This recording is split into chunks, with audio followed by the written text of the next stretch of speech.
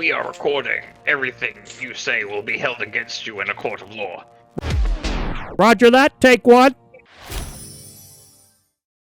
Okay, well, let's get started then. So, we began our adventure when a Pallid elf and a Kalishtar met up on the road on the way to Hupperduke. They were both coming from different locations, going there for different reasons. When they got to the gate, they were met by a gnome who guided them through to meet the Watchmaster, coming in at a late hour. On the way to the Watchmaster, they were confronted with an escaping Goliath prisoner from the prison. They fought the prisoner, but she got away. After doing some detective work and meeting up with a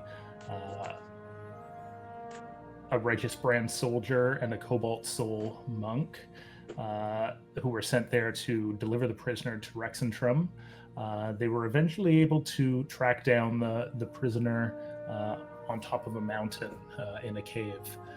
They were able to subdue her, but learned of a plot by a former citizen of Hupperduke to work with the Kryn dynasty to light some explosives and destroy the town.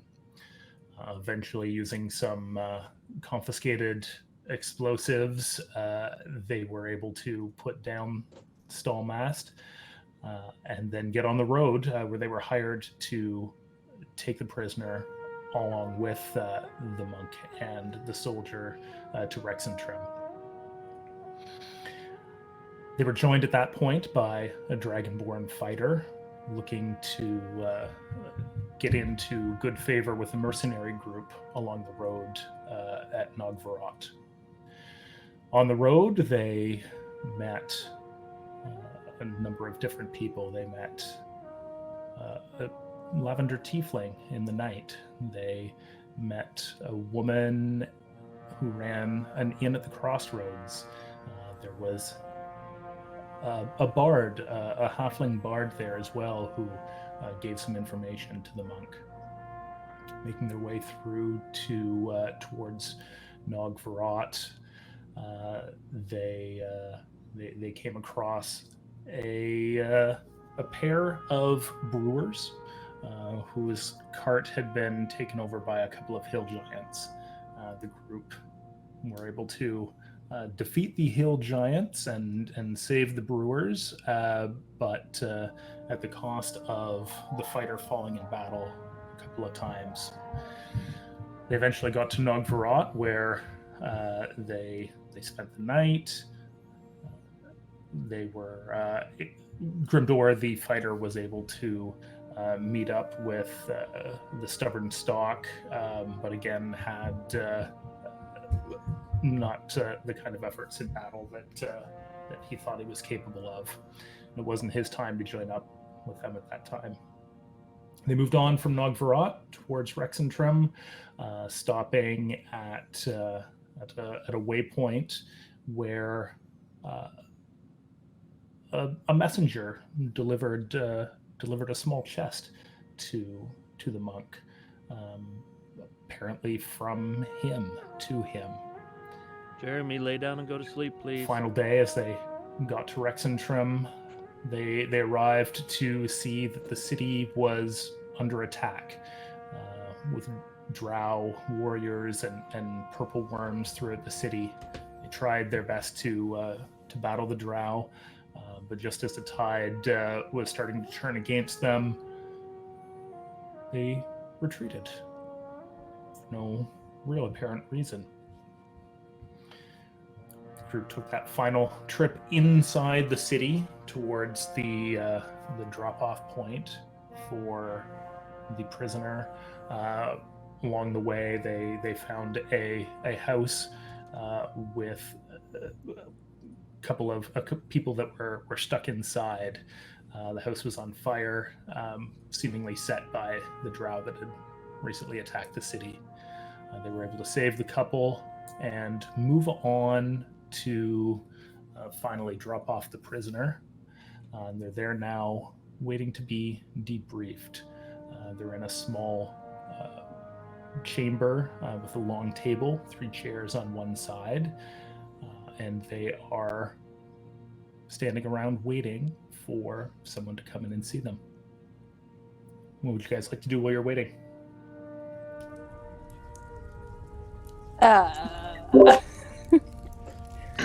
I'm sitting, probably very bored at this point. What How long have exactly we been were we waiting? doing? I feel like it's been days, weeks even. You've been waiting in this room for about 10 minutes. But previously, you were waiting in the room beside it, a long, narrow room for about an hour and a half. So side note, does anybody watch Community? Yes. Okay, that one episode of where they're doing a social experiment in the room and they just let everybody sit until they go crazy and leave. Mm-hmm. And Ovid didn't move at all because it's Ovid. Yeah. Yeah. This is that. This is that. Who's our bad? So, in this He is situation. some wondrous character from quite a while ways away. We've I been feel like told to Sven- wait, so we shall wait. You're the opposite. Whoa. We'll await the superiors of the Cobalt Soul. Did you say you're the Ovid? Yeah. So after another 5 or 10 minutes, door on the far side of the room opens, and 3 figures come in. An older male gnome wearing fine clothing, a tall, broad female half-elf in Righteous Brand armor with a red cape slung over one shoulder, and an elderly female gnome with green and blue robes. Oh, thank God. I thought we were gonna die in here. Oh, so sorry. So the older male gnome starts talking. He's the first one into the room. He's got some papers in his hand. So sorry for the delay. Thank you for your patience. I am Oliver Schreiber, a retainer to the king.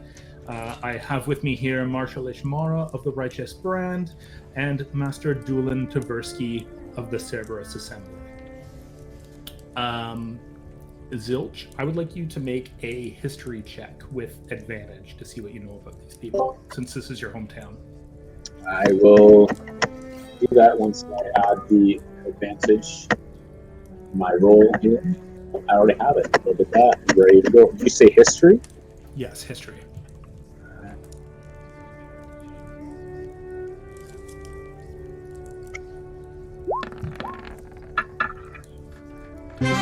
Okay.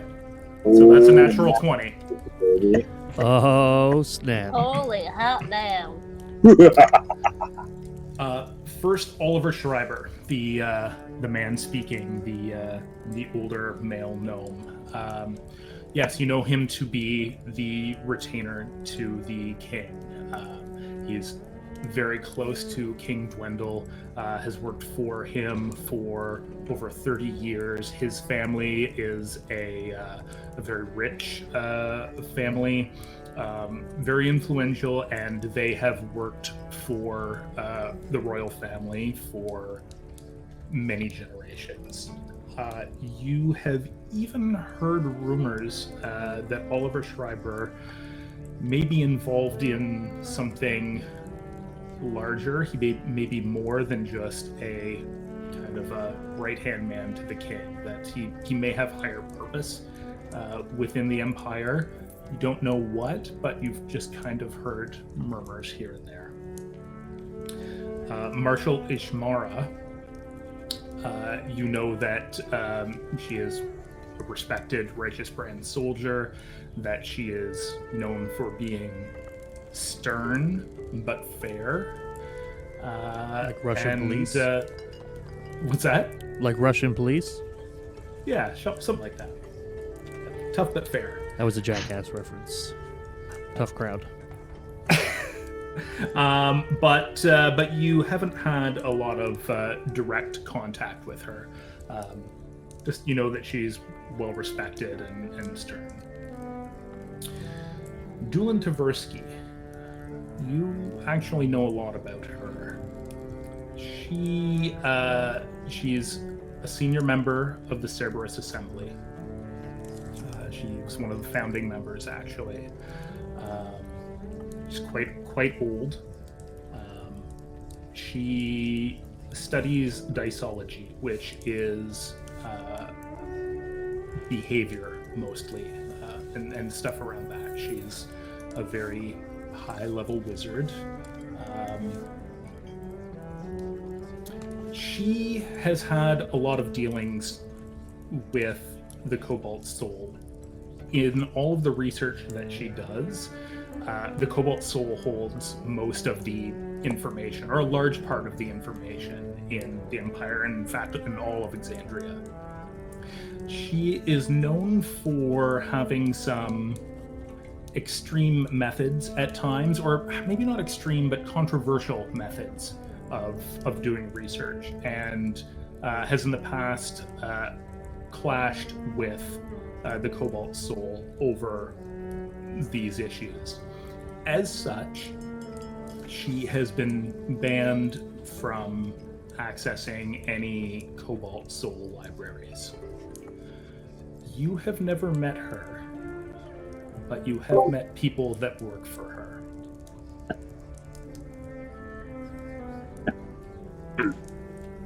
Interesting.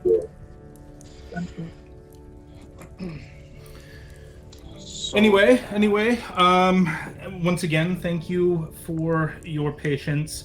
As you can see, I'm sure you saw coming in, you have arrived at, I don't know whether I want to say an opportune time or the worst of times, but the city is in a bit of a mess. I was just speaking with King Dwendal. He is aware that this Kryn prisoner has been finally delivered to the city.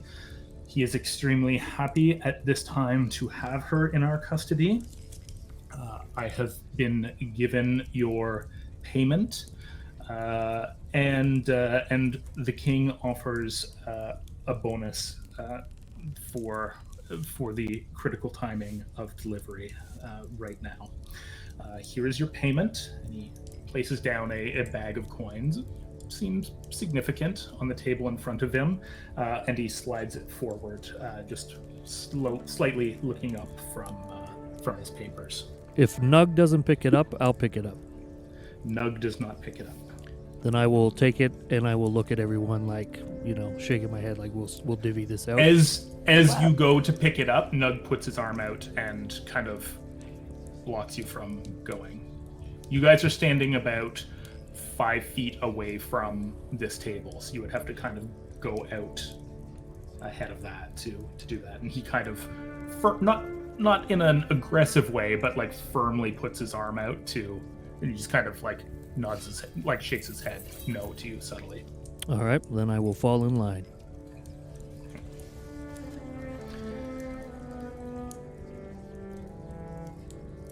The king has instructed as well that the service members, Mr. Nug and Mr. Hailstrom, you also share in payment here, despite this being part of your duties. He wants you to be compensated for your fine efforts here. That being said, I will turn the table over to Marshal Ishmara of the Righteous Brand. I believe, Marshal, you have some questions and comments for this group about what has transpired. Marshal? So the Marshal slowly stands up, and she looks over at Nug. She says,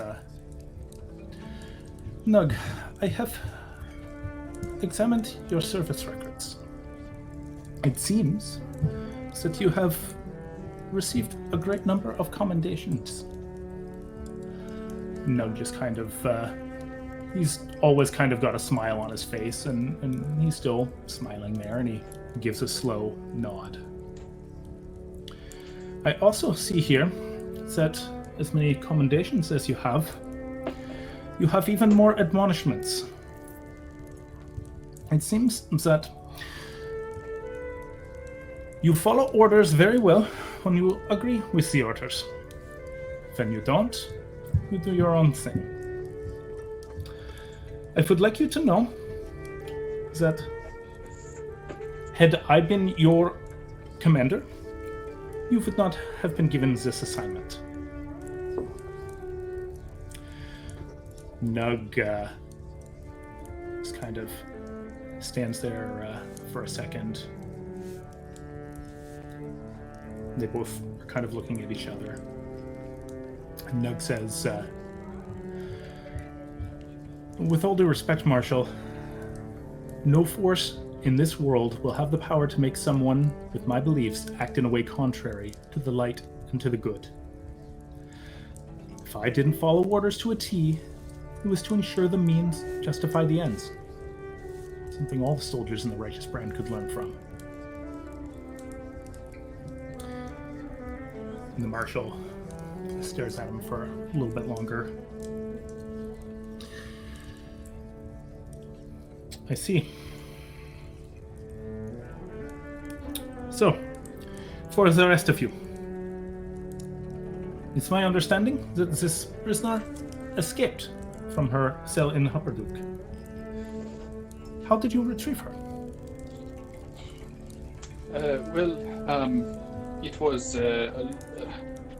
It was not an easy task at the beginning. I feel like it was mostly luck. It wasn't, I don't believe, but we did figure it out with the help of Nug and Zilshire. It started out with just myself and Elidyr and Myrtle, but unfortunately I am from quite far away, so I did not really know what I was doing or where to get around the town. That's where Myrtle here, and she came in handy, and Elidyr along for the ride, but we end up kind of unraveling a mystery and getting to the top in the northern woods of Hupperdook above the waterfall, and unraveling a plot to blow up the city of Hupperdook. So I am quite glad that we were there to disarm the professor that was there and recapture this prisoner. I blew him up. There was a plot to blow up Hupperdook. I've been informed of this. But how was he planning to do this? Was it all his own concoctions, this plan? Yes, generally when you try to blow something up, it is with an explosive of some sort. So, Myrtle's is the resident handy person with those things, so she could definitely explain them to you. Was he working alone, is what I'm saying? He had a lot of people there with him, but he was actually. Who is this? The dwarf man. Who is the dwarf man? He wasn't very little, but he was a dwarf. He was very strong. So there was a dwarf. He also had alligators. They were probably helping him in some way. There were alligators. I don't know where they came from. Alligators were just hungry. They came from the floor. And how does this Goliath prisoner work into his plan? She was mostly just a muscle. After having some very hard and drawn-out and boring conversations with her, we've realized that she really didn't have much of a part in anything except for being a strong person or some muscle for the who was this? I'm so sorry. I'm from an island very far south, and so I cannot remember what they are called. Zemnian? No, that's what you guys are, isn't it? Jorhas? Jorhas, yeah, that's it, yes. So she was Jorhas. He also had a big giant metal suit that somehow moved around with all these like shifting thingies that looked like circles and had like a bunch of teeth on them.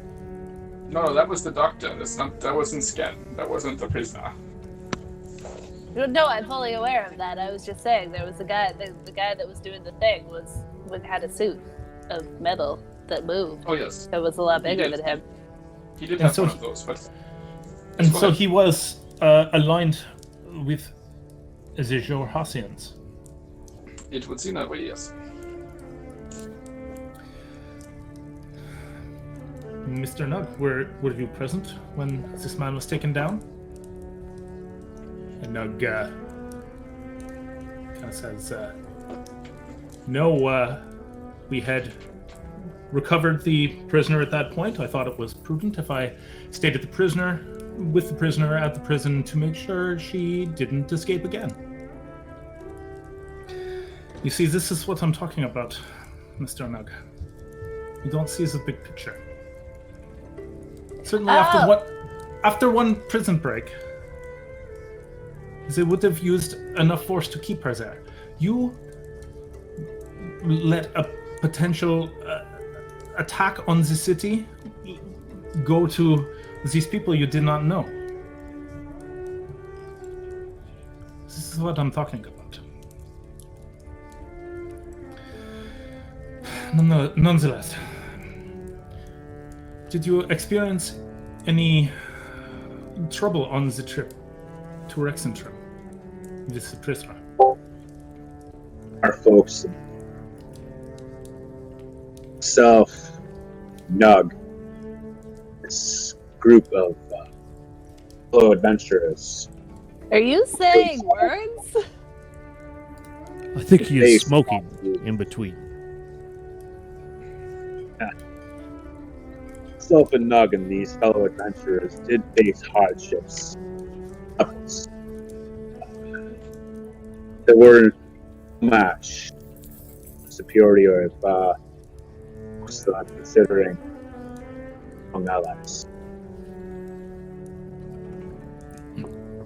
We did take down a giant, and the worms are afraid of me. There were two giants. There were two. There were two giants, yes.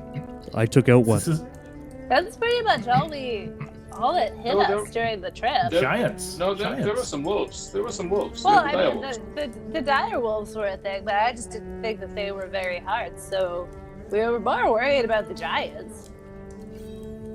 And the Needless to worms. say, you didn't do Don't too much during that encounter, so. The worms are afraid of me. Oh, I I see. But if somebody's putting that on the record. So you defeated some giants.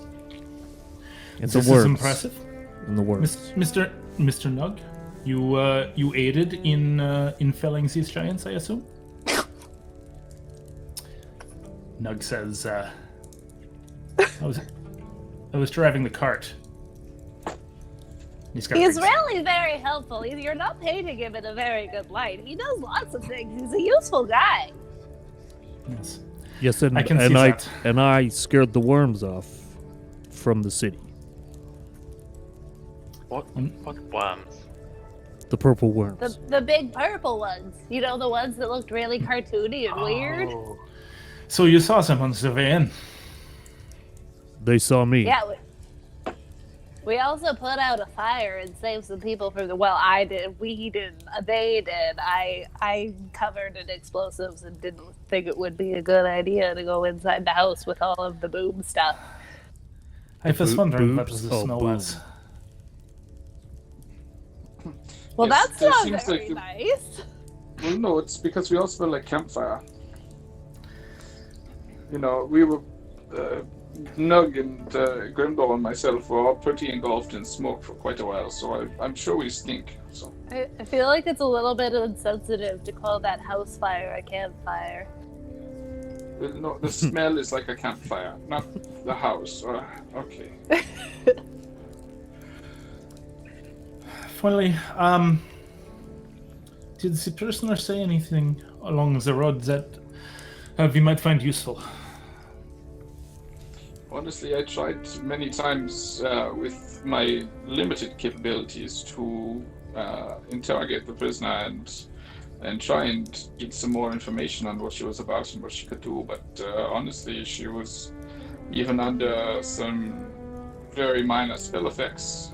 She did not give up information that would, I don't think, help anybody. All she kept on repeating was that she was doing a job for the Johassians, and she was just a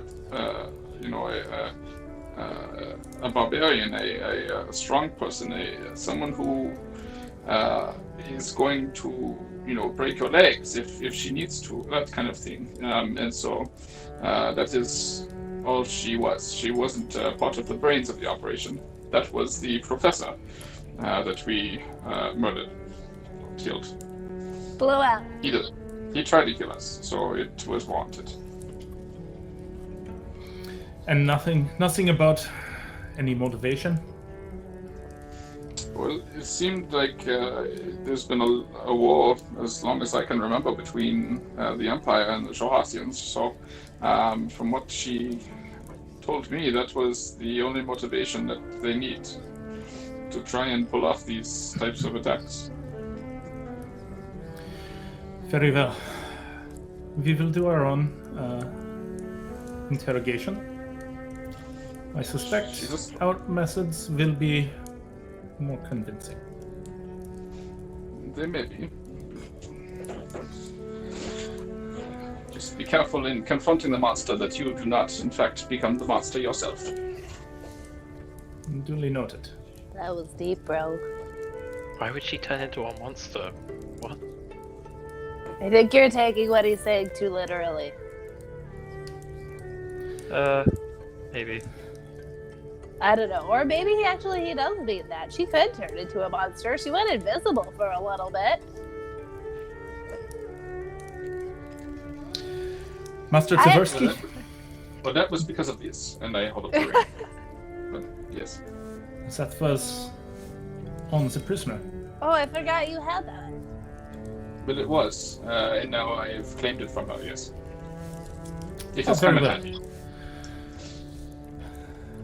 We will consider that a gift for your considerable service. I appreciate that. I'm sorry, sometimes I get And the other tongue gifts? in my own tongue mixed up a little bit, so. Master Tversky? So now the elderly female gnome stands up. She kind of looks around. She's got fine green and blue robes on. She looks around and looks at each of you. Kind of looks in behind at Zilch, who's kind of, I assume, probably leaning against a doorway in the back or something 100%. like that. Having a smoke. You are Mr. Zilch, correct? Zilch Hellstrom. Well, they give a nod while we're making eye contact. You used to work in the Antiquities Archive before. Well, you used to work there, correct? Just stare without making that movement. It's a shame what happened there. So much information lost. And you are a Pallid elf, correct? I guess. It is very unusual to see you so far from home. Yeah, I've been traveling a lot. And the Kalishtar, the Deep Gnome, and the Dragonborn. This is an unusual group. These are unusual times. But we all seem to get on quite well. We are here for the money. Aren't we all? So I have some questions for you. This Goliath, they have a reputation for anger and violence. Did you find that to be the case with this one? I don't think she was very angry or violent. I mean, like, she was angry that we kept her in a cage. She laughed at one of my jokes once. She was quite stoic while we had her in the cage, but when we fell upon her to capture her, she was quite angry, yes. But I think any one of us would have reacted the same way if that was the case for us. I have studied behavior for a very long time. In fact, I was the one who first put forth the theory that inherent evil in the monstrous races like goblins and, she looks over at Nug, and orcs and lycanthropes, that inherent evil is not actually a thing.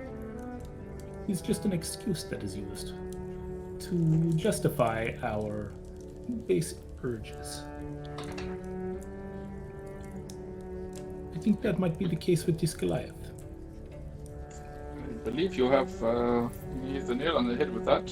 I don't believe anybody is inherently evil or bad from their race itself. But if a goblin grows up in a group of goblins and those goblins terrorize people to try and eat, then that goblin is going to be seen as bad. That happens for everyone. Same as we see the Jorhassians, or you'll see the Jorhassians as bad people, and they see you as bad people. It's a matter of sides. Indeed. Does anybody know why the war is going on? I didn't even really, I must have had my head in the sand. I've never left my hometown, let's be honest. She looks at you and smiles. And what is your name, little one? My name's Myrtle. What was your name again? My name is Mr. Dulan Tversky. Well, that's a mouthful. Can I just call you Taver? Yes, you can. Cool, I'll remember that. And, Myrtle, what is your last name? Trip Ruth. She does a slow nod. And you are from Hopperduke. Yeah, how do you know? Been there my whole life.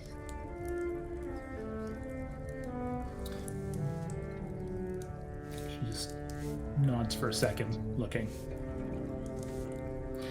Some more questions. From your time spent with this,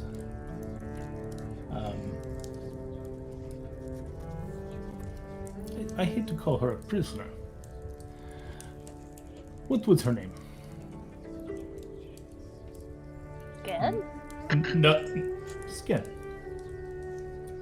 From your time spent with Sken, what are your impressions of her as a person? Can Are I you see asking where all she's? of us?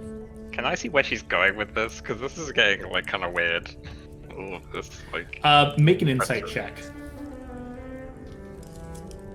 I don't like this lady.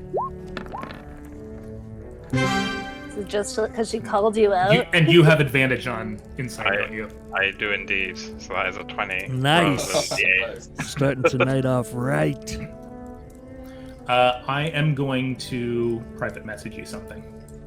Oh, whispers! Oh, whispers! Oh, whisper. 8. So But- D&D guys- Beyond, everyone. Did you know D&D Beyond? Roll20 is the platform we use for everything. You can't see any of it, though. Also, keep in mind, Dwarven Forge. But guys, this is incredible. The knowledge. Yes, It nicely said, fills Elidyr. me. It is Knowledge is neat. power. Oh, nobody's watched Invader Zim, have they? No. Oh, it's so wasted. The knowledge, it fills me. It is neat. I don't get it. It's like, seriously, you should watch teasing. Invader Zim. It's fucking fantastic. Just for the record. I'm just teasing. It's so good. I mean, nobody got my Jackass reference, so... I mean, I actually was only half listening. Otherwise, I would have got it because Jackass is my jam. Yeah.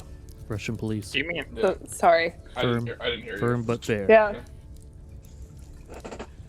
You when didn't you say Jackass, do you mean like the show where they try to like hurt Yes. themselves, right? Yeah, it's Yes. still insanely funny even to this day. I don't even know why it's still funny, but it's still funny. It's always funny to watch people hurt themselves. It depends. I feel like it's funny to watch professionals who get paid to hurt themselves. Oh no, YouTube fails is like way better than Jackass. I It can't is. do it. I I honestly, can't. like, I watch those and I cringe and I feel bad and I think they're gonna, like, what are their moms gonna do? And, I don't just think died. so at all. Yeah. I think like, it's at hilarious. least the Jackass guys are making millions of dollars. Okay, I'm back. Welcome back. Hello. Well, welcome back, folks. I forget what my exact question that she asked was. It was like talking about. Something about scan. Yeah, it was the impression. What do you that we think- what are got your of her. impressions What do of her? What are you asking all of us? You're asking all of us, or asking Myrtle? I don't know. All I of- really, all of you. All of us. I feel like she was pretty cool. She laughed at my joke. I was into it. Why are we being interrogated? We did a job. We should be paid and be on our way. Graham, what about this Scream's interrogated? The marshal speaks up and says, "This is standard procedure. We need information. Oh, I have You a will question. provide it and get your payment." I have a question for the marshal. Yes. Did you take this position purely because it made your name into like a really hard thing to say, like a tongue twister? She narrows her eyes just a little bit and says, "No." That's what I would have done, but okay. I'm gonna say it seems like this is just a typical debrief for any type of mission that you accomplish. I even know that. I've not even been in the military before. But it's common practice. My idea of Skin was that she was an angry invader that got caught, and seems like she would, in a way, woman up to her consequences. She briefly tried to bribe us to let her go, but other than that, she couldn't even tell us where she wanted us to take her, or who we needed to meet with her. She just wanted us to let her go. I tried to get that information out of her, but she wouldn't do it, so she will probably wish that she had given it to me instead of what you will most likely do to her. And isn't that what any one of us would have done in that position? I'm not saying it's not. Agreed. Finally, one more question. What would you... This is someone who has committed acts of war against the Empire. In your opinion, what should be done with her?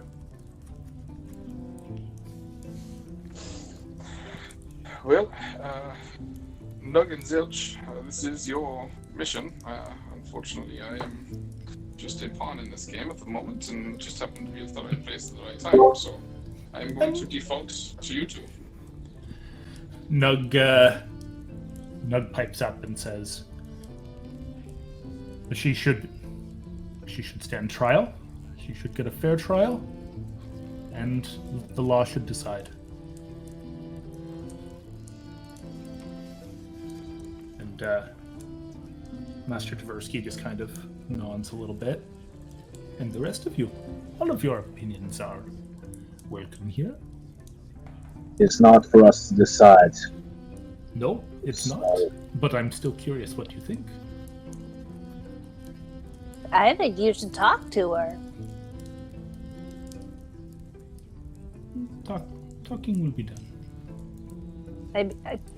I mean, like, I feel like you're saying talking and I'm saying talking, and we're like talking about the two different kinds of talking. I think that my talking may be different from the marshal's talking. And Mr. Dragonborn, your thoughts? Mr. Smethindelieth. I have no Smethindelius. thoughts other than to complete my mission and move on to find other missions. I can respect that.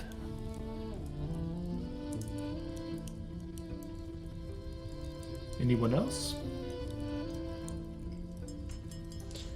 Elidyr, I'm quite curious to see what your opinions are on this. Yeah, what are you gonna do with her? I feel Oh like my god. As soon as Sven says that, Elidyr just like stares at you like a frightened rabbit. Like, what are you doing? What are you doing? What are you doing?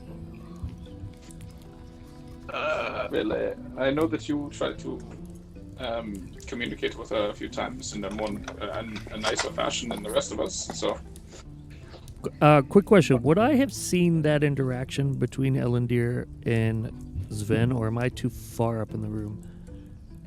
perception. So here's the thing. Yeah. Like I my mean, you guys are character's- all kind of together there, yeah? my character's all- already starting to that's- feel yeah. like this is a bit much, and I'm leaning towards Elidyr's fears. So, yeah, would I've caught that? I mean, this was all out. This is everything Svenstead was out in the open. You're like a few feet away from these people. Nobody's whispering enough that nobody can hear. Yeah, right.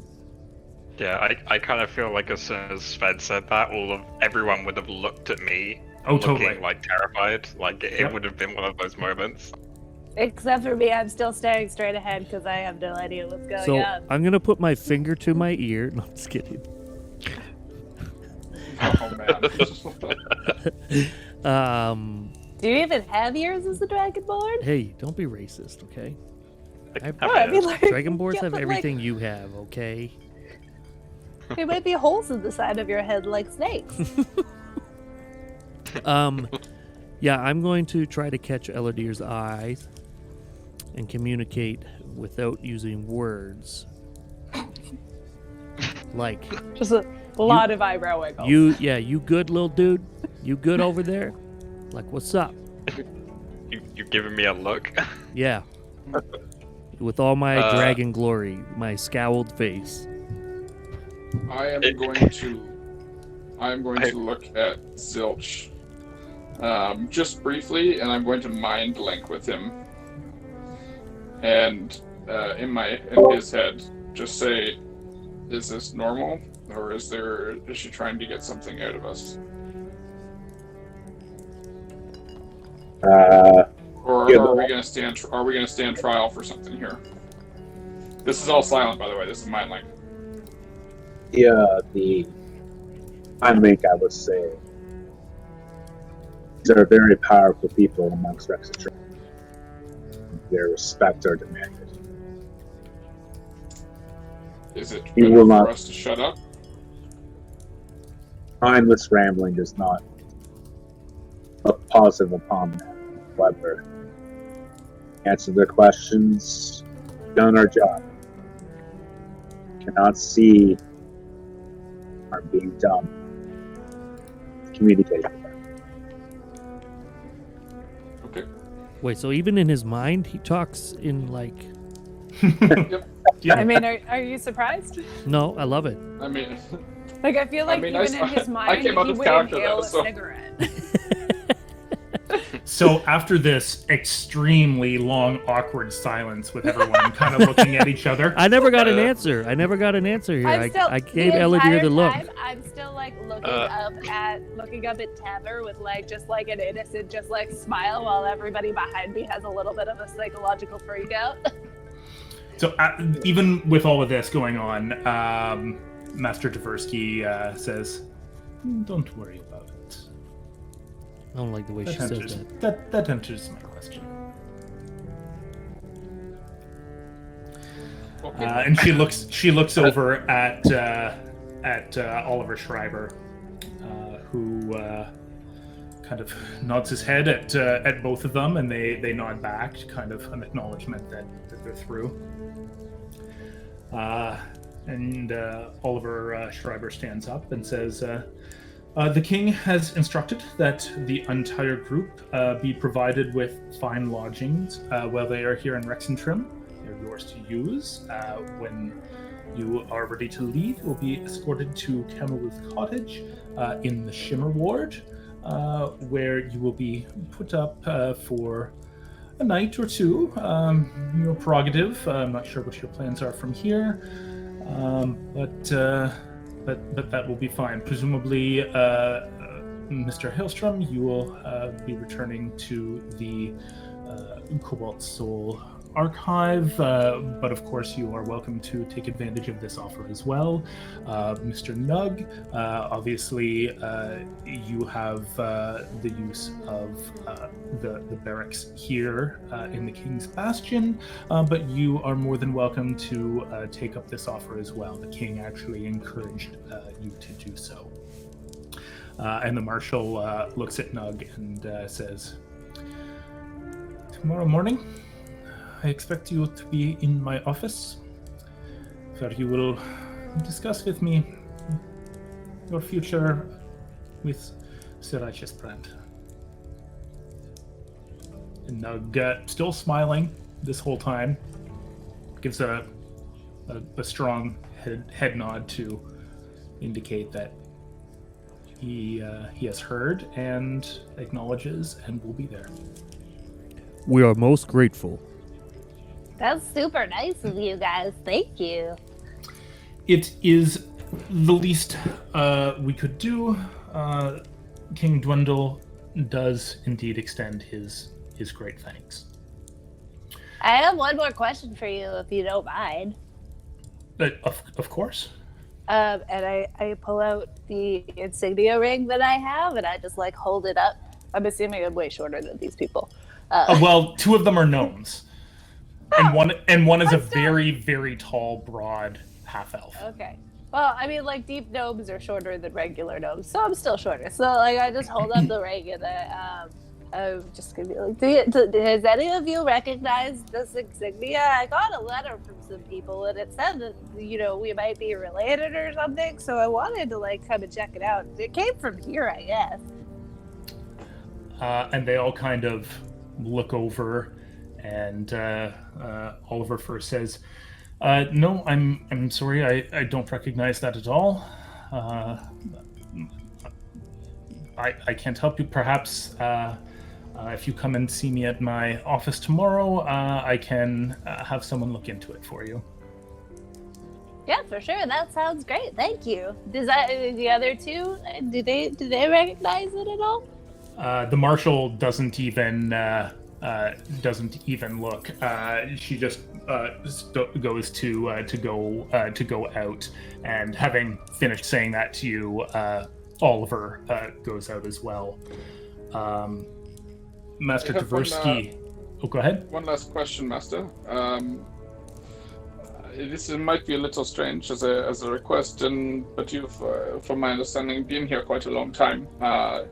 Have you ever seen a man that strolled through maybe the city or in the market with the same robes as I have on now, or the same suit that I have on now? Anybody similar to that? Anybody that comes to mind? So at this point, Oliver and the Marshal have left, and Tversky walks over and closes the door that they exited from, the same one that the three of them all came in. She turns around and walks over to where you all are. Her music stopped. How ominous.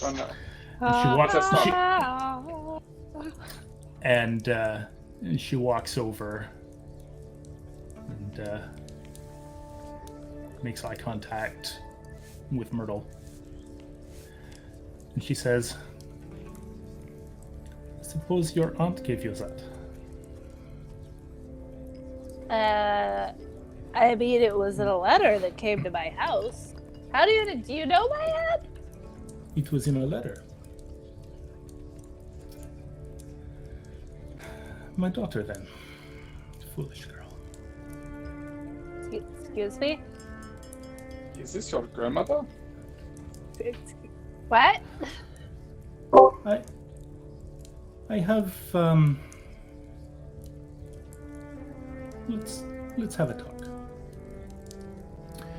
She takes her seat again. She says, I have been part of the Cerberus Assembly since it began.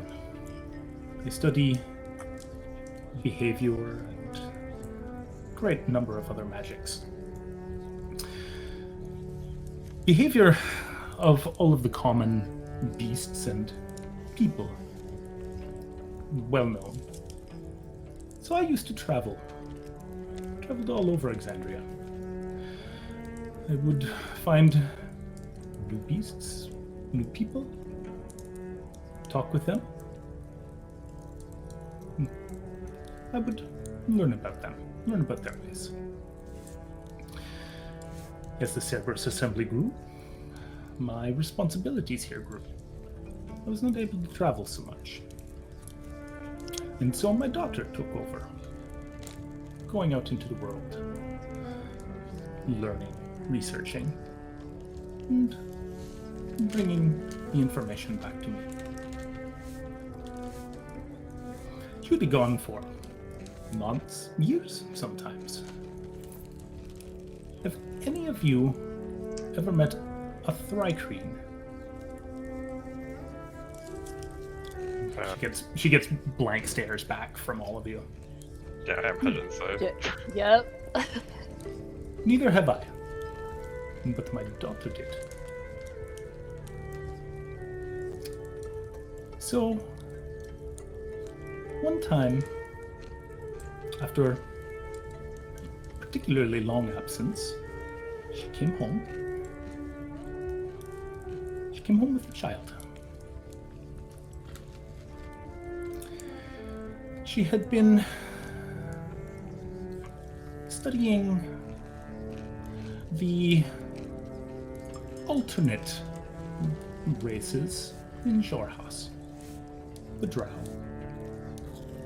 the Duergar, and the Sverneblin. Studying the behavior required her to get close, and she perhaps got a little too close to one. They had gotten married. She traveled with a group of people that I set her up with, and the entire group had been traveling around, doing things, meeting people, having adventures. They were young. And at this point in time, a group of dragons had attacked Teldore.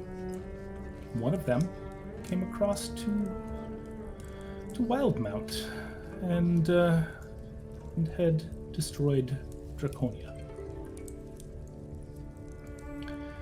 It seems that my daughter and her friends and husband had made friends in Draconia. And she came to me saying that a subjugated part of the population was in great danger. She kind of looks over. I'm giving her like the dirtiest look right now.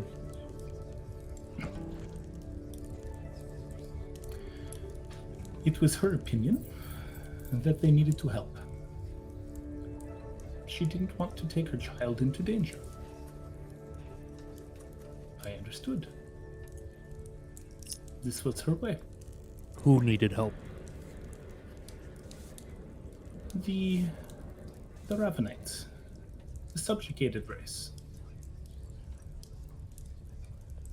Mm-hmm. They were her friends, and they needed help, escaping, building new lives.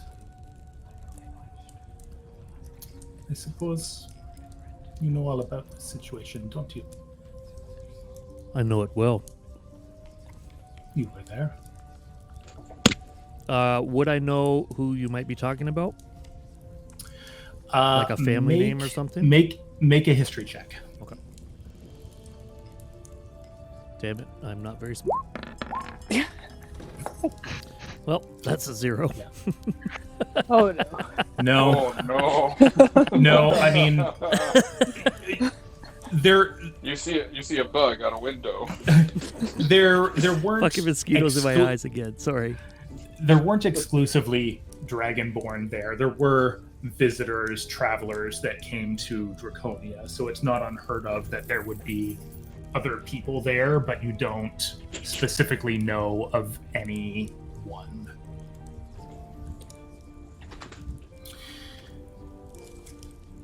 So it was her request that I keep the child here with me in Rexentrum while she went to help.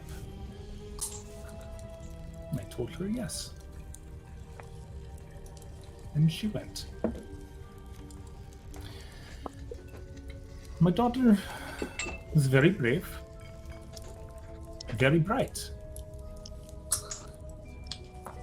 But it seems that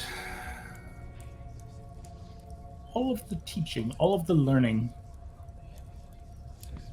she was still naive. See, this child looked much more like her new husband than her. Even this time, must have been close to 30 years ago.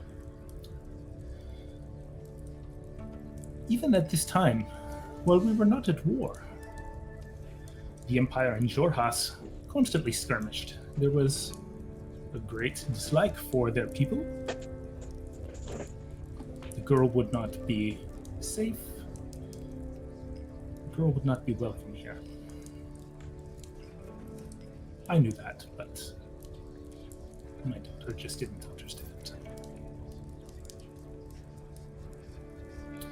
You see, Myrtle, make a perception check. Okay.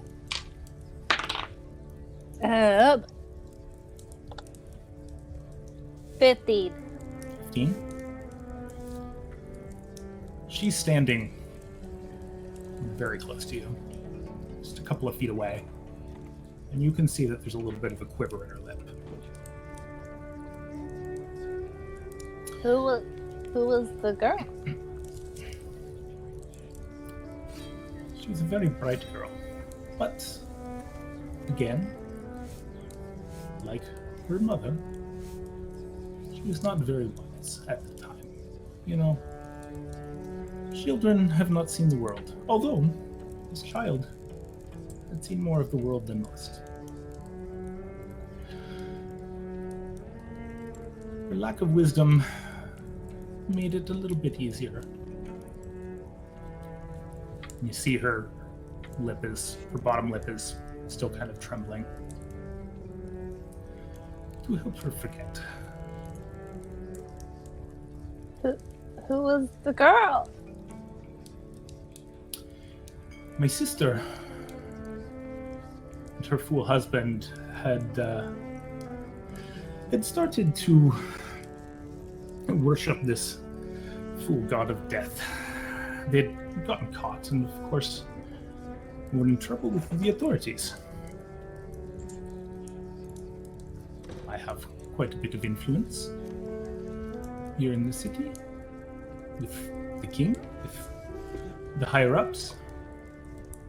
I was able to make that trouble for worshipping false gods. I was able to make it go away. And in exchange, they took in the girl.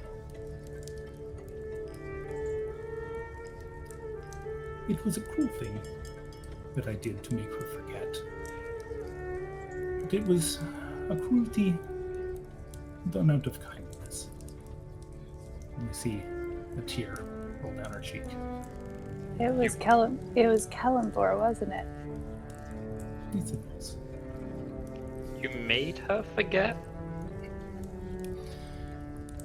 You Behavior isn't the only thing that I study. So, And this- you just like you see like Myrtle is like her face is a combination of like confusion and like sadness and rage. As she just is just like, who was the girl? so on this trip, it was very dangerous. With my daughter's party of friends, some came home and some did not.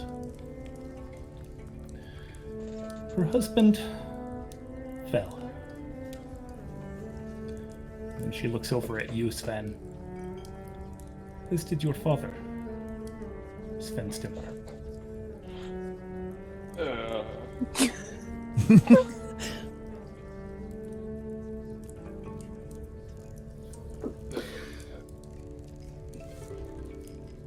So, when she came home, she had more wisdom. She had seen the racism that the Ravenites had experienced. She had seen it in very brutal, very disturbing ways. With her husband gone, she could not live in Jorhas.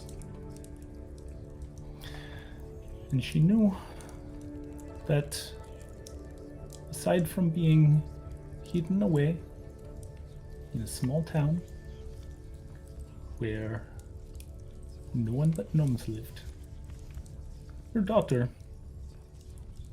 could not be with her. So, very begrudgingly, she accepted what I had done. But it took a long time. A very long time.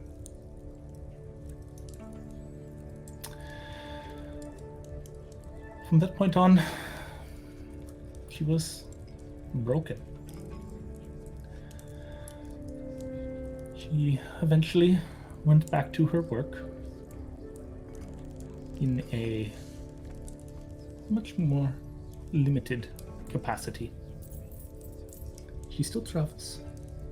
She still does research. But the passion is gone.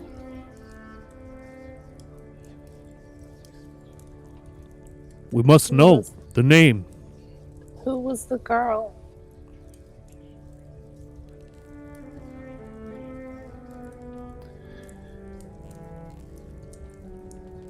She goes in to give you a hug. Myrtle pulls away like she's been burned. I understand. Don't touch me. Oh God. I won't. So what are you saying that she is my sister? No. No, your mother and father both worked for me as well. They were part of the group that traveled with Myrtle's mother and father. The name. Her name is Catherine. So my mom's alive? Your mother is alive. Where is Although- she? Well, see, that comes to it. Right now, I don't quite know. She was sent to study the lizard folk on an island off the Menagerie coast. She should have been back a long time ago, but she is not. Through the By magics lizard I folk, have- you speak of my people? No. Okay. Just making I sure. believe she means the lizard folk, like the actual lizard folk. You are dragonborn. There is a difference. She looks over as you say that. Your mother was smart. to retire when you were born. You look just like him, you know. It doesn't do me a whole lot of good at the moment, does it? I suppose it doesn't. How long has it been? 6 months.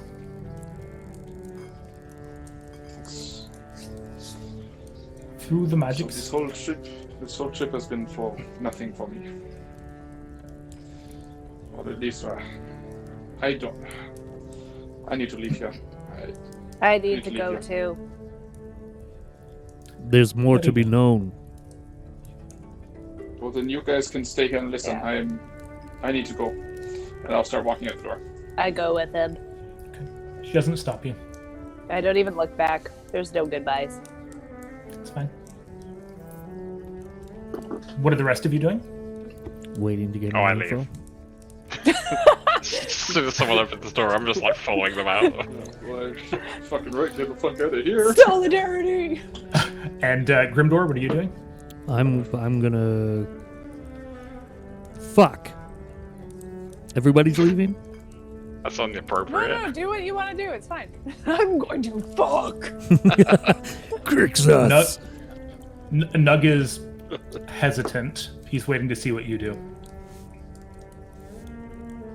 I have questions.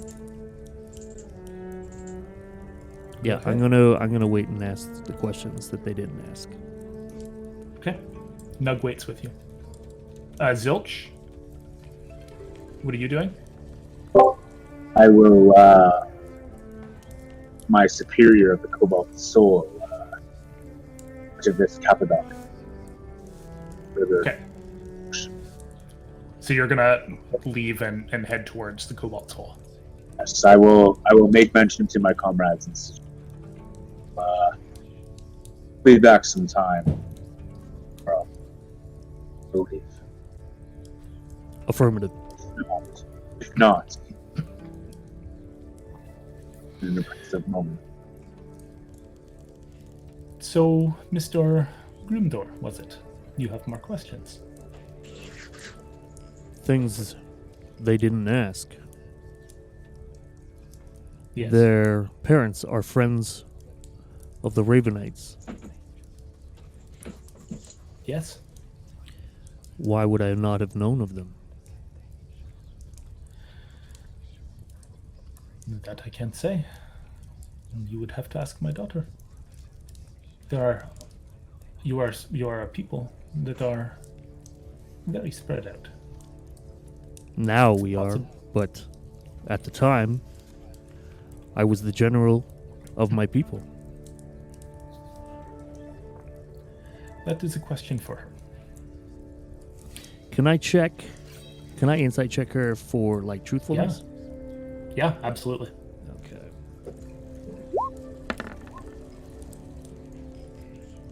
$18. She seems to be very forthcoming. This is just just so I can follow along properly. Tversky is Myrtle's grandmother? Yes, Grandma, not great grandmother. So they're related. grandmother. Okay. And sorry, Sven is his parents were with Myrtle's mother.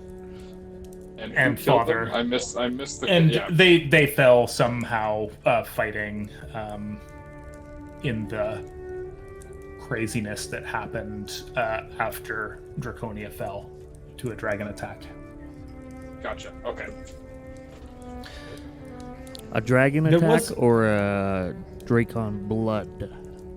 There was a full-on Right. like Full dragons. chromatic dragon that destroyed the city. Vorgal was his name, and you would know that. Yeah. He was a white dragon. Okay. So Sven's parents are dead. Myrtle's mom is alive. Myrtle's grandma is Tversky. Okay. Why have you not reached out to your granddaughter? before this? For her safety. From what? For my safety. She is a deep gnome. Deep gnomes are of Jorhas. We are at war. Can I Racism- insight check that? Yep. Yeah, sure. Go for it. I'm echoing in somebody's. Yeah. Did I have advantage on that? Cause sweet. I think it's ties. Same. As far as you can tell, she seems extremely forthcoming. As far as you know. I believe you know something yourself of the racism. That, All too well. well, then perhaps you might imagine why a child of Jorhas would not be someone who a senior member of the Cerberus Assembly should be conversing with, talking with, visiting with. World question. Hupperduke is full of deep gnomes, though, yes? No, Hupperduke is full of gnomes. Just regular She was the gnomes. only deep gnome there. Got but it. She was always a little bit of an oddball outcast there. Okay. Then I will nod in agreement and understanding.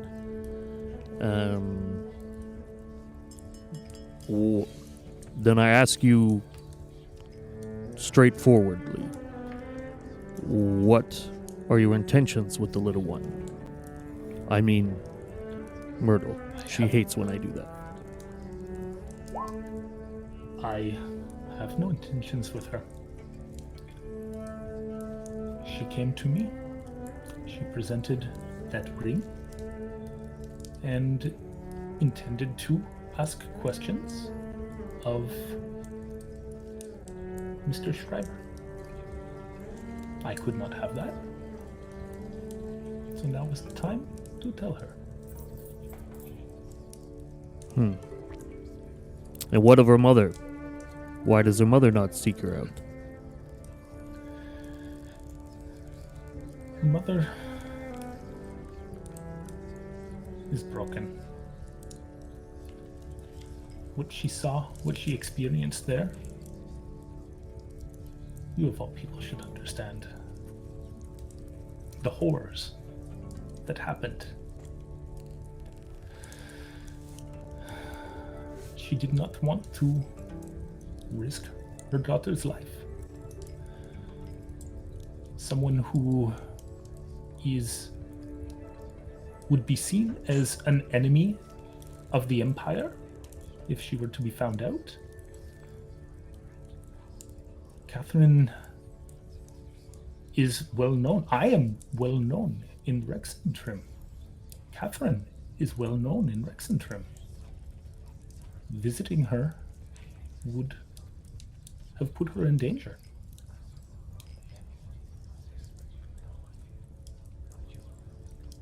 There was no way. But Myrtle, she is naive to the world. She is happy. And that's how I would have had her live her entire life. So why say anything now? She came to me. She had the ring that her fool mother must have sent her. My only guess is that she saw the dangers of this growing war and thought that finally Myrtle would be safer here in Rexentrim with me. I don't understand it. I don't understand why she would do this at this time. Is her mother not reaching out to see her again? Perhaps. And what say you of that? It is not safe for her. It's not safe for me. It is not safe for anyone. It is not safe for the Empire. Everything was quiet and calm. She could live her life with family, quiet and happy. What more can you wish for your children and your grandchildren? Quiet, happy, long life. With family. It is harder for some than others, but I understand now. Shall we take our leave? And I'll look at Nug. Before you go, the issue of my daughter being missing still stands. Yes. If I was going to send a group, I was going to hire mercenaries. If your group wanted to take that job, it would be yours. Payment, of course, but There are many mouths perhaps to feed, so payment is indeed required. I am a person of stature in the city. Payment is not a problem. I think that Myrtle and perhaps Sven could get payment in more ways than I understand. We are to bring Catherine back to you here in Rexentrum, or just send word that we found her. find her. Make sure she is safe. Through the magics I have available to me, I know that she lives. But I don't know in what state. I don't know. I don't. Talk it over. And if you would like to do this, come and see me. I will give you the information about where she was sent to do this research. And resources will be made available to you for your trip as well. Roger that. And what of the payment here on the table? It is yours, of course. And I'm going to try to reach out for it again, kind of looking at Nug, like... And he nods and like, yeah, now's the right time. Great. And I'll take that to be divvied out when we get together as a group. Do we know how much is in there? Do you want to count it right now? Nope. Okay. Then you don't. Okay. And so, Sorry, just before leaving, Master Tversky, how do we get in touch with you?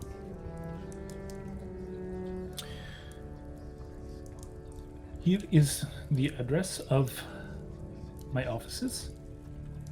It's not far from where you are staying at the Cameroth Cottage. Ask at the desk, and they will give you directions. She gives you a little piece of paper with some information, although anyone would be able to point you to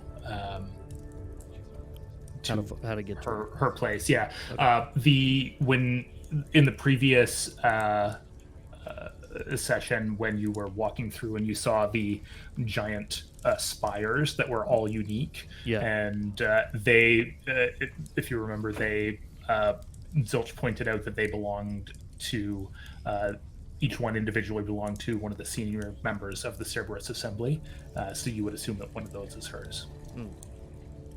Okay, sounds good.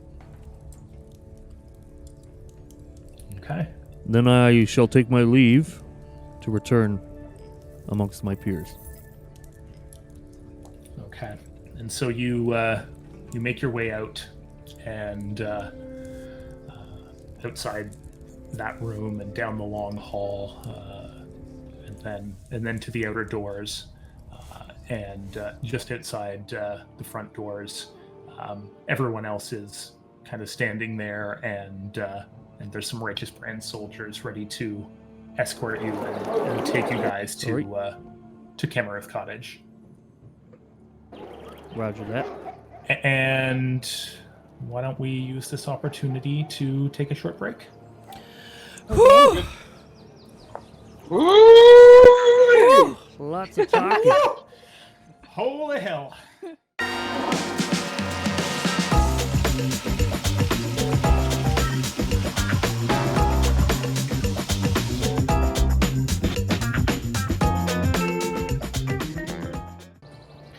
Okay.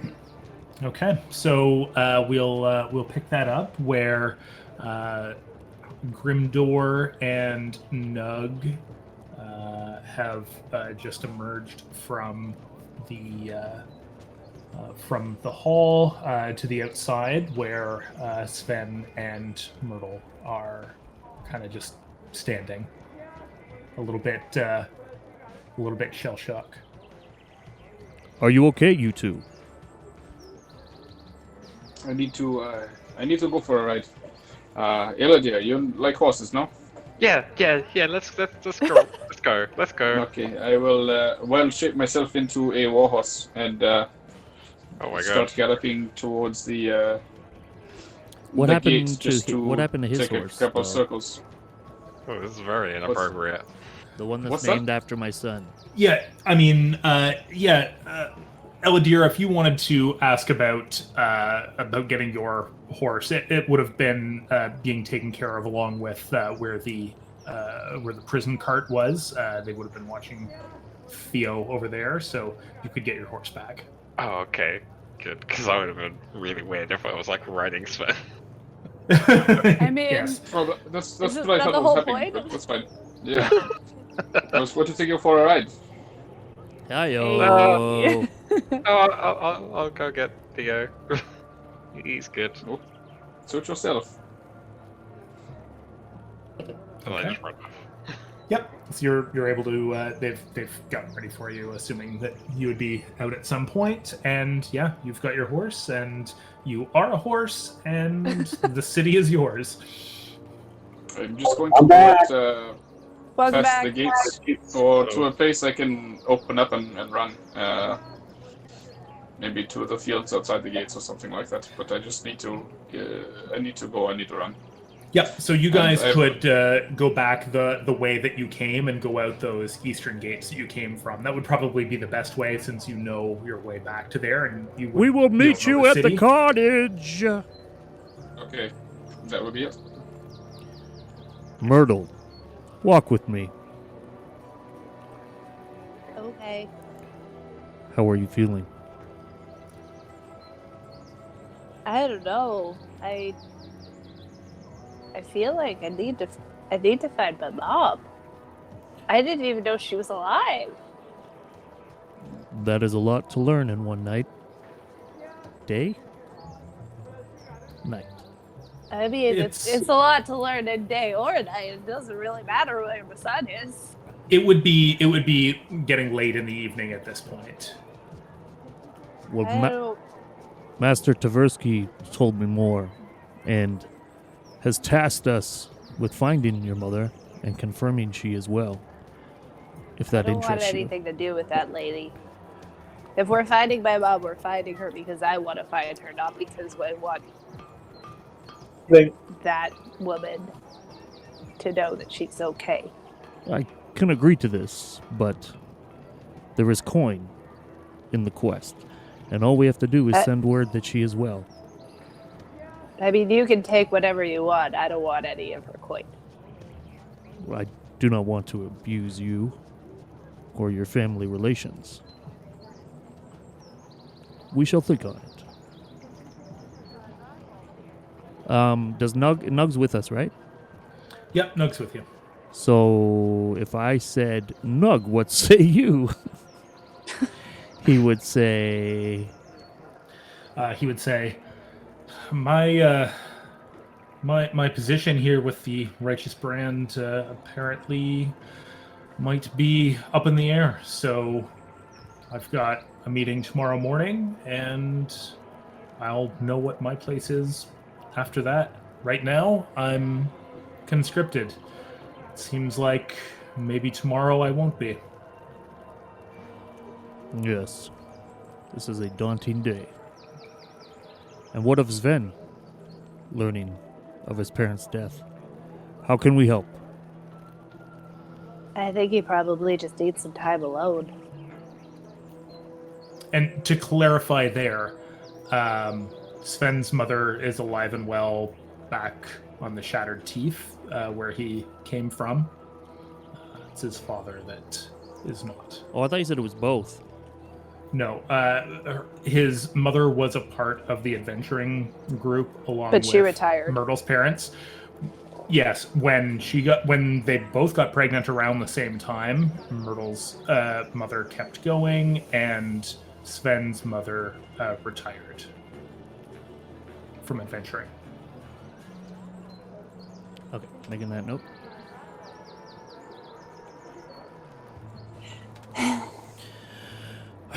Well, what can I do for you, little Myrtle?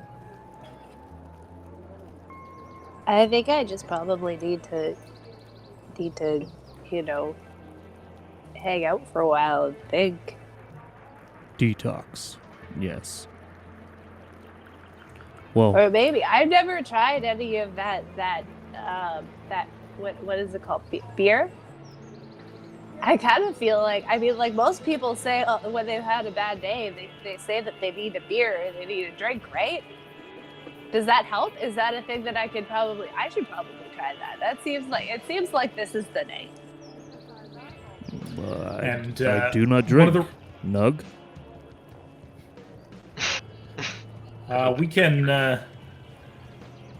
We can probably get some over where we're staying. Seems like they're putting us up, all expenses paid. If you want a beer, I'm sure we can get one at the cottage. Okay, that sounds good. Where's this cottage? Are we still being led there? I'm not even.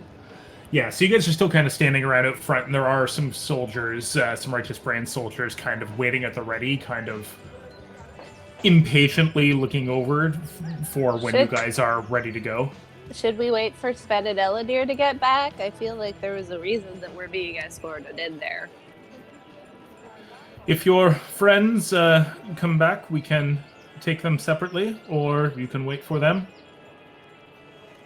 Onwards. What do you guys think? What do you want to do? Lead the way. Okay, let's go to the cottage. Okay, and so they have a little cart ready to go that you guys can get on, and they take you over to the gates of the Shimmer Ward down the southern part. So as you travel down through, you go past. You're in kind of a more official kind of business area up here. Not business per se, but government buildings, maybe some lawyers, that kind of stuff. As you get down through these streets, you can tell that there's some residential and a lot of industrial type buildings. And then as you get down here, you get to more of a middle-class residential area, and it's a little bit nicer up at the north end right here, but you can see some shabbier houses down to the south. You do start to see some small churches and chapels. There is actually a particularly large church nearby. The largest church any of you have ever seen. I'll get those of you on the cart to make a religion check.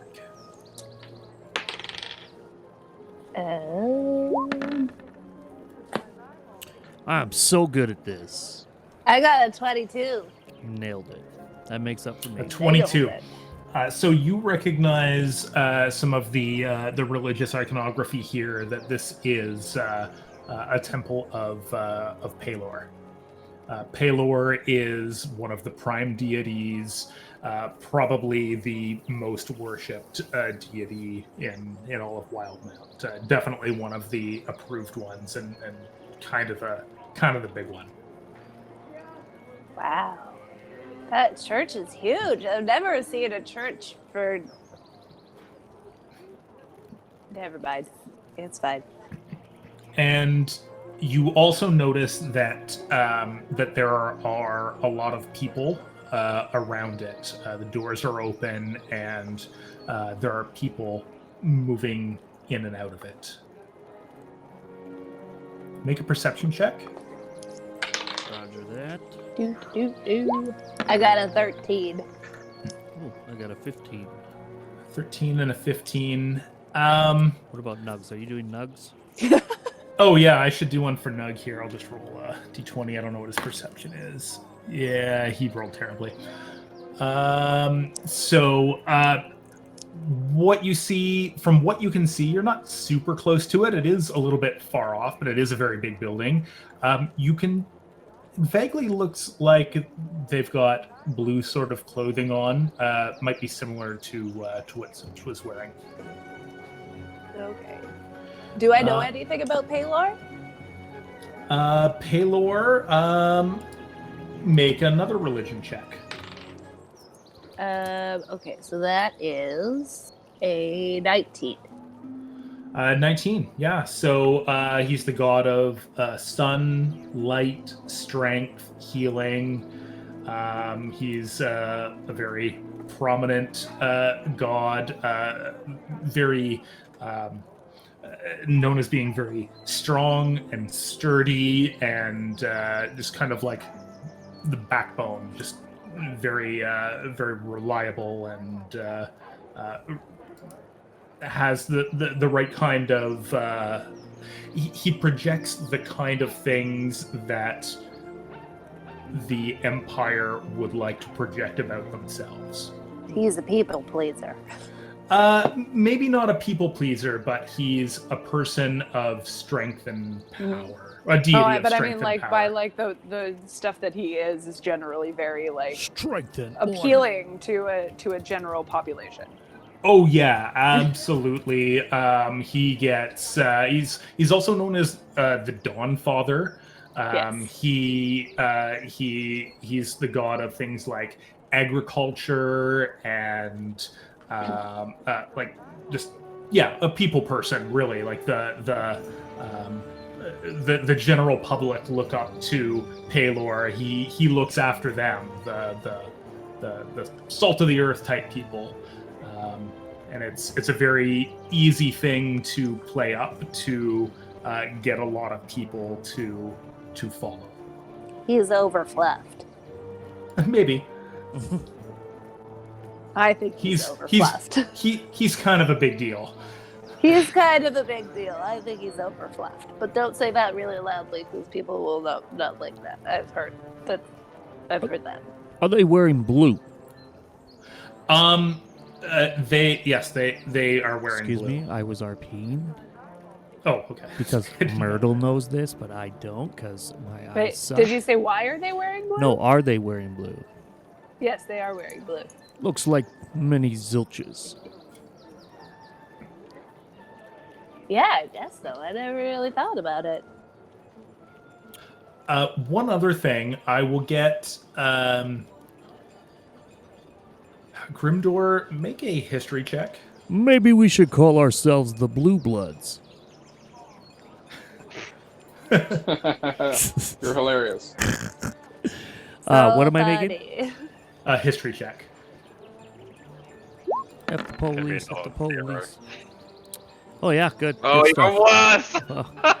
Oh, Minus man, a one. I negative have a one. 0 and a negative Your 1. history checks are just spot on. You could swear that you've seen this iconography on someone before. It's right on the tip of your tongue, but then it just completely goes away. Yep. As do most thoughts. Okay. Also looking at this, you see that at the back of the church, there is a beautiful, large stained glass window. Do we Perfectly see intact, what's on it? which I said for no reason whatsoever. More iconography of the Dawn Father. It looks like him. It's shining white armor, holding a glowing sword with light just emanating from him in every direction. Cool. Are you saying that? Wait, okay. So did you say it's perfectly intact for reasons of Critical Role, or for reasons of like, are the buildings around dirtied or demolished in any way? I was just saying that it's perfectly intact. That's a weird thing to say. It might be for your benefit. Look at my house with its mighty windows. They are all perfectly intact.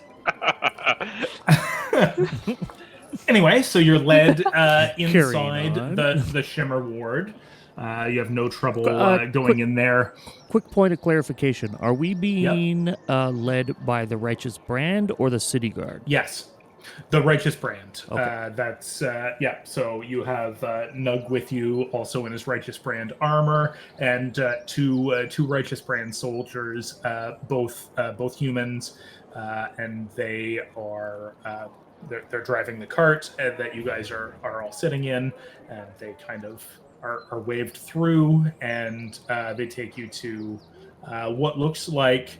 I would describe it from the outside as it's got you see the quality of everything. As soon as you go through the Shimmer Ward, it's almost like stepping into a different world.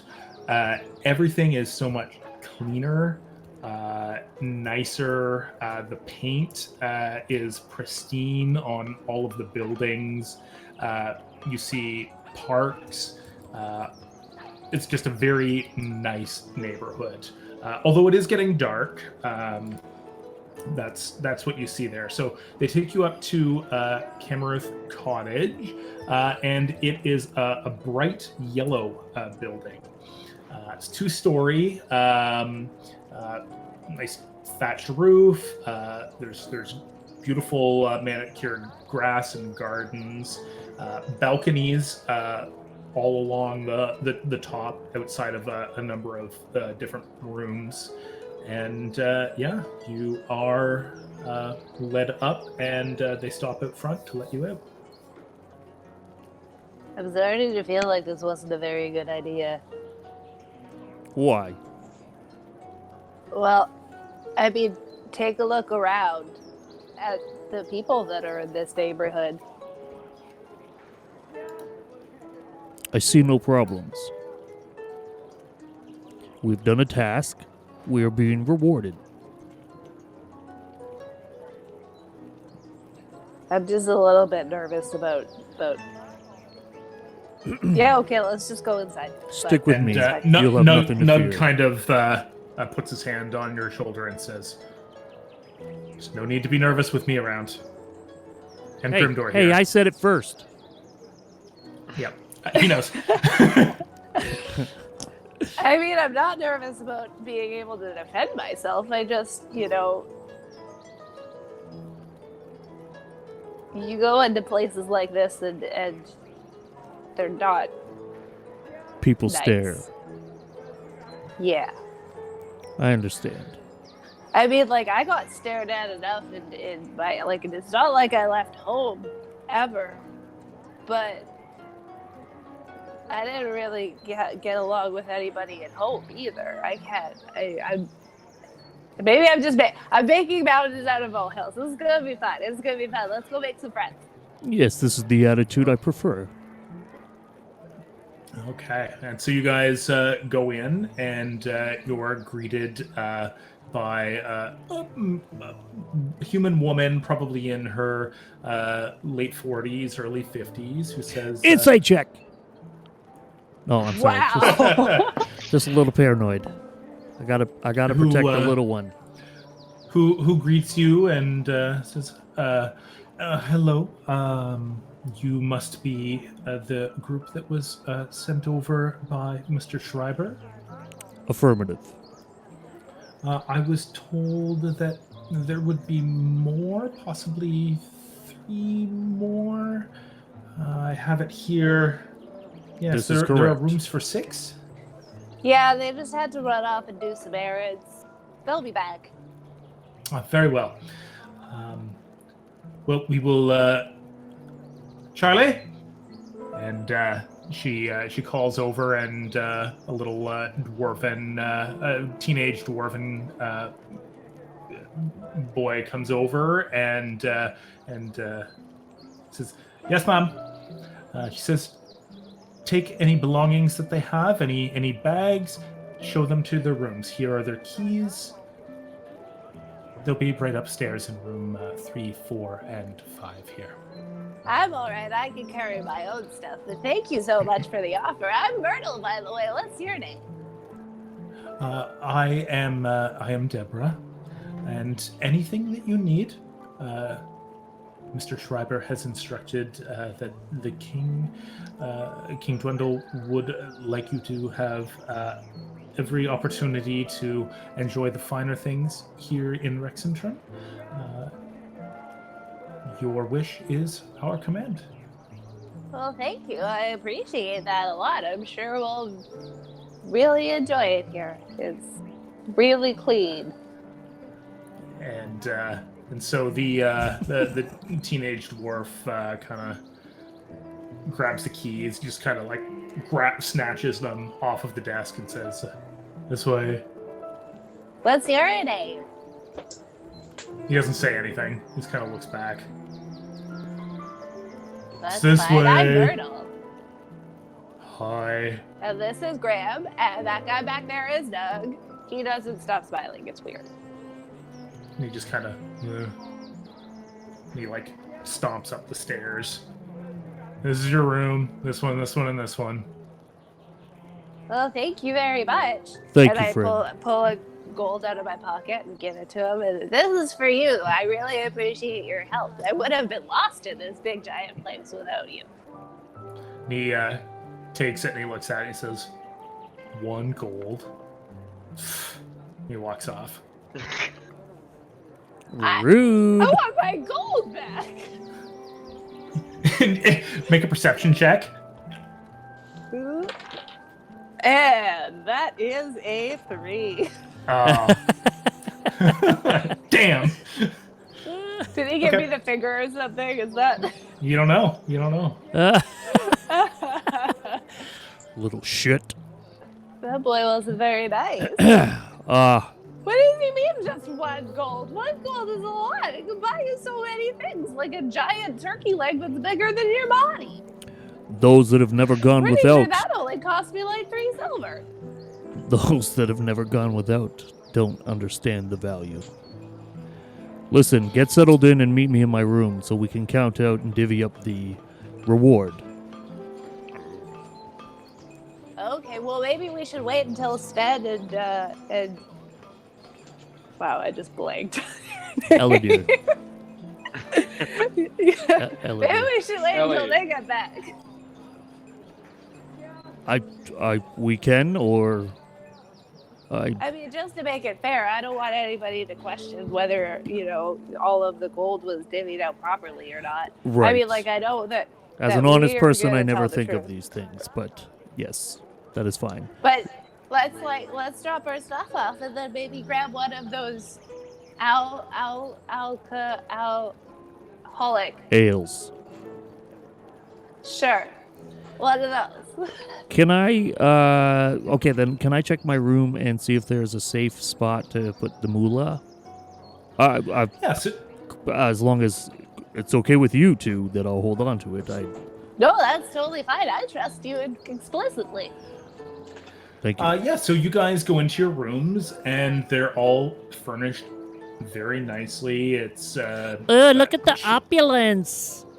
cherry wood furniture. Luxurious. There are Fuck, I need to do that. lamps. That's my new character There, voice. there are lamps that are already lit. You don't see This any place is sort lit. Of, there, you don't see any sort of fuel. It's not a candle. It's not an oil lamp. Ooh, it's It magic. seems like it's just it seems like it's lit magically. Wow, Grim, I've never seen this side of you before. You've never seen me the- behind closed doors. The beds are quite large, and when you sit on them, they are the most comfortable beds you've probably ever sat on, laid in your life. Each of your rooms has a small balcony as well. There's an outer glass door. There's some beautiful drapes covering them, but you can pull those back. And when you go out, all 3 of the rooms that you've been given, they all have a view of the candles. So you can see these beautiful spires in the distance, along with Castle Unkbrock, the castle of King Dwendal in the middle. Graham, come and see this. Come and see this. And I like run over to the bed and jump into it and literally just disappear into poof. Yeah. You can't even see me. I'm hidden. And I thought that was because you were a rogue. Well, now you. It's because of the blankie. Because so stealthy. poof. No, because Yeah, and stealthy. like the thread count on these blankies, like, let me tell you. It's like I could feel every separate thread on every skin cell of my body. I am glad Pretty much. that you are feeling a little bit better. I'm going to check my room and set up some defenses. Okay, so all of the rooms are pretty similar. They're all dressed nicely. There are some drawers. There's a beautiful armoire and dresser. Is there a what you wanna safe? do there? There isn't a safe. Okay. Do the doors to the porch or that's what you said, right? Yeah, there's doors with, the ones with the windows with all Like the a different. They're French doors. So do they open inwards Yeah. or outwards? They open out. Outwards. Okay. Then I would like to tie a rope around the handles and keep them shut tight. Yeah, absolutely. Make a dexterity check. Like just a dex saving throw. Just a straight dex check, just to see how intricately and well you can tie this knot. 19. Yeah, so it seems pretty sturdy. Okay. It seems like it's gonna hold. No, I can't use that. Okay. I'm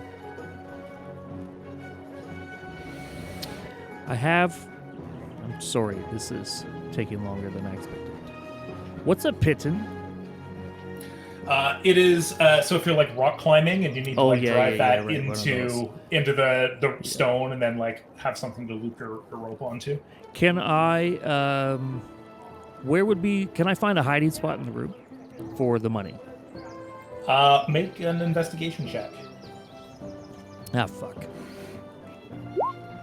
It's not gonna go well. That's good for me. 10. I mean, there's dresser drawers, and there's some books around. You could like maybe pile some stuff in the dresser drawer. Can I pile the books stuff over it? top of them? But Can I stuff it in the bed or under the bed or something? yeah, sure. Under the bed, like you could put it in the mattress if you wanted to cut open the mattress. No, I don't do that. Yeah, I'll just put it under the bed for now. Hear Myrtle next door bouncing on the bed. With glee. Yeah. Okay, then I am going to... Can't do that backwards, can you? Shit.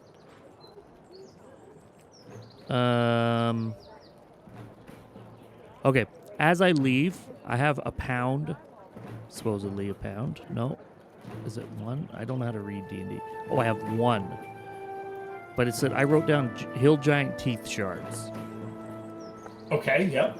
Can I kind of put them around the door, and step out? Yeah, kind of like putting jacks on the floor or floating Yeah. glass or something for somebody to step on if they Exactly. go in. Sure, you can. Yep. And then leave the room and go and collect Myrtle. All you hear, like you go into the empty room and all you hear is and I'm so far inside of the blankets and the fluffy bed that I can't get out. Okay, I'm going to rush in and grab her hand or grab anything I can see and pull her out. Okay, yeah. It's too fluffy. It's so fluffy. You make me laugh. I couldn't breathe. Okay. Are you well? And so Nug is out in the hall, and he says, "You guys ready to go downstairs?" Yes, Affirmative. please. Okay. So you guys start to head downstairs. We're gonna pop over to see what's going on with the Zilch. I just need to step away for like 20 seconds. Okay. Okay. Zilch, where did you go? Yes. Giant surprising. What? What? What? Oh, you went to the Cobalt Soul to visit your superior. Oh yeah. What kind of mood is that over there? How do you so know? Are you nervous about it? Are you excited?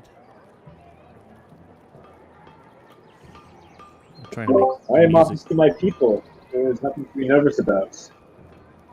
Okay, good. Okay. So Zilch, you have made your way across town. And it seems at this point, when you were first making your way into the King's Bastion from the Eastern Gate, that the city was emptier than you had ever seen it before in your life. It was eerie. Even on religious holidays where people tend to stay at home and the streets are quiet, it was even quieter than that. Now, hours later, it's starting to get back to normal, though it is getting towards evening, so people are kind of staying in their homes a little bit, but it's starting to get a bit back to normal. You make your way over to the Tangles, to this part of the map right here. It's right at the bottom of underneath R7. There's like a big road directly south of that travels east, northeast to southwest, and right north of that there are a cluster of 4 buildings, and that makes up the Cobalt Soul Archive. And you make your way over to there, and you go to see your superior, Archivist Cathodoc.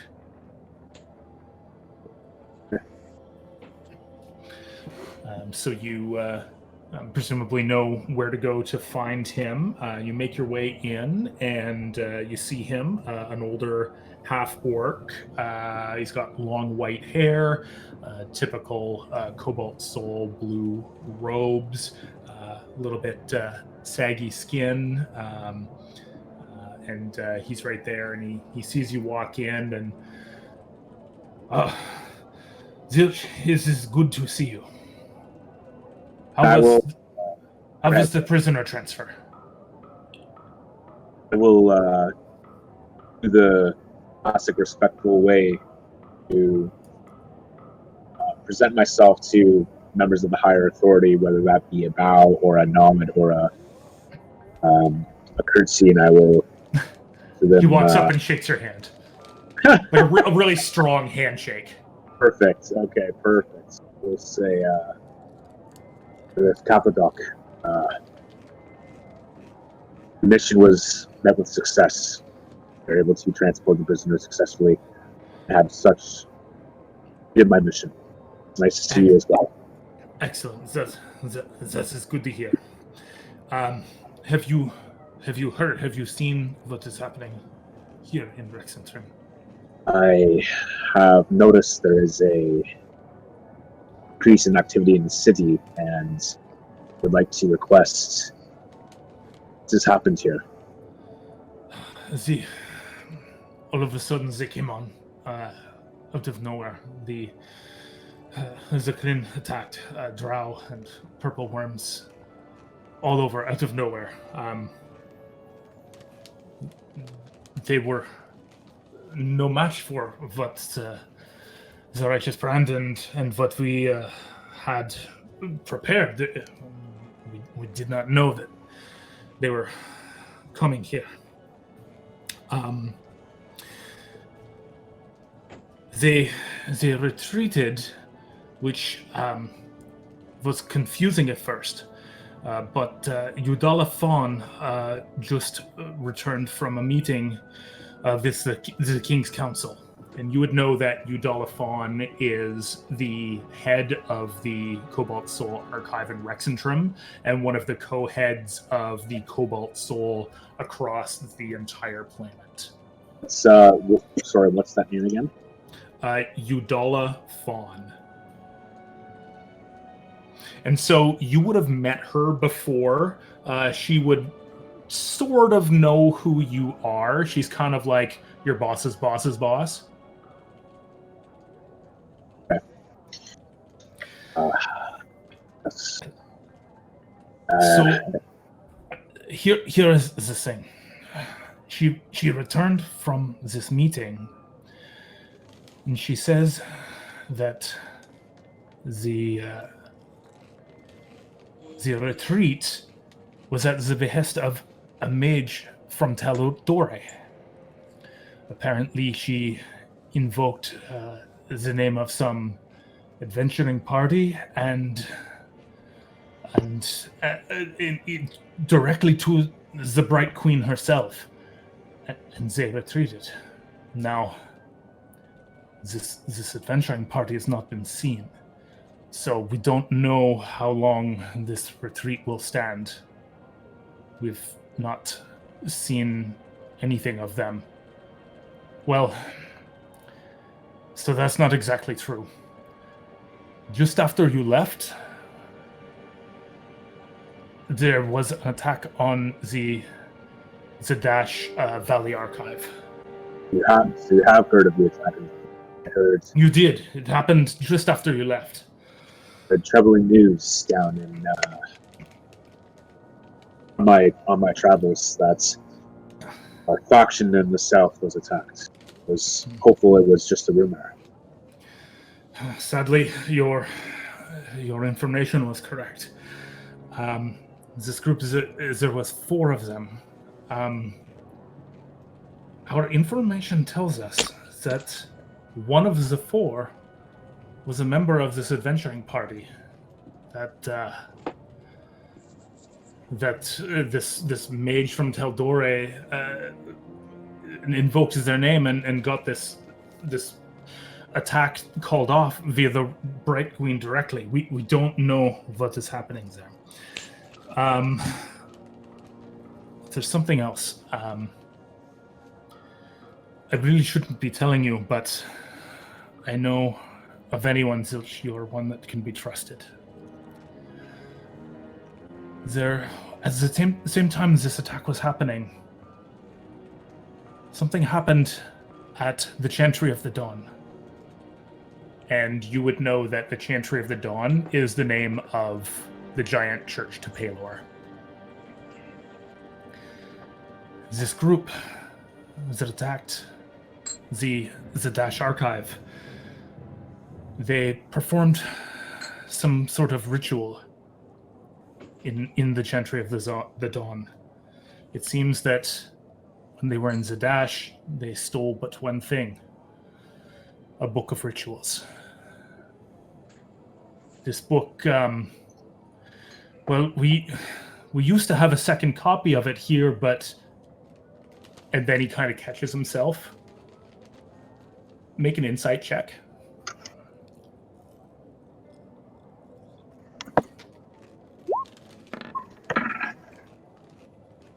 $19. You realize as soon as he catches himself, you know why there isn't a second copy of the book anymore. Right. I'm sorry. I know you blame yourself, but there's nothing you could have done. Anyway, I don't know how this is all connected, whether they are Korean operatives, but Zilch, they performed some ritual down there.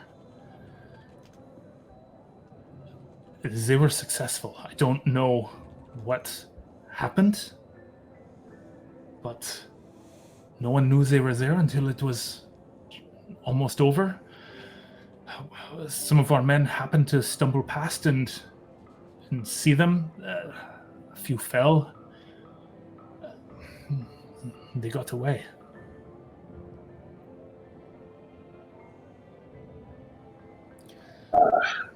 AI, and I'll pull out my cigarettes and I'll pop one out and say, "Yeah." Yes. And I'll put one in my mouth and offer one to him. And he takes it. I'll light his first. I'll light mine. I'll sit there and take a long drag. This is very troubling news for our monastery. For me, what is it I must do? I would like you to go and find whatever you can. We have no leads. We don't know where they went. They went west. That's all we know. We don't know what their motives are. We don't know who they are. Just that this is trouble. We are not sharing this information. This is just for the Cobalt Soul. The Severus Assembly cannot know. The Righteous Brand cannot know. I'm told that there was a group you were paired up with to transfer this prisoner. Yes, this group, albeit they seem to be misguided, to have quite unified strength that's be undermined, and they have impressed me with their helps. I think they could be very valuable for the Cobalt Soul. However, I must admit I'm not sure in which capacity. They are capable. I agree. That's yes. what you're telling me. Yes, they are. They are find their worth. Times. Do you trust them? Oh, I don't It really may be early. don't trust anybody, but my attention. I would task you with traveling with them if they are again going out into the world. Find what you can. Get any information on this cult. Bring it back here. Any information. Anything we can work with to figure out who they are, what they're doing, what their goals are, anything.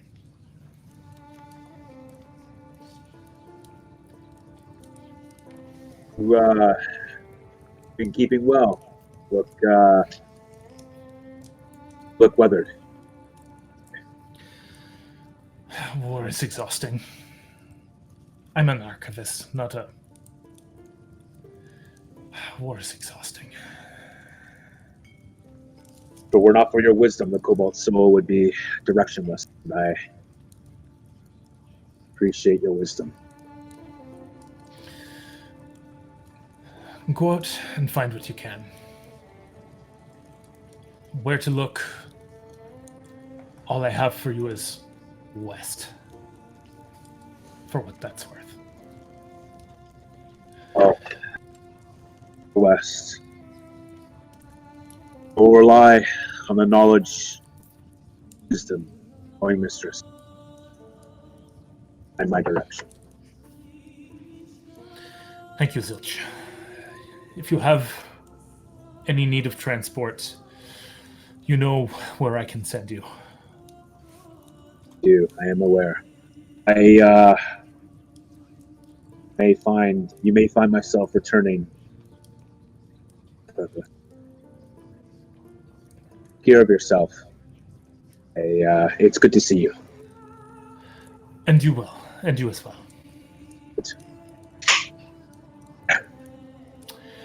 I can do Go ahead. now. as I am here after my journey.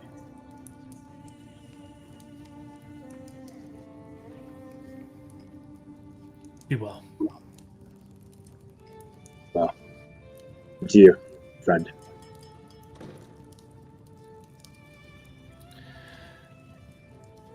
And I think that's where we're going to end it tonight. So cutting back to Grimdor and everybody. No.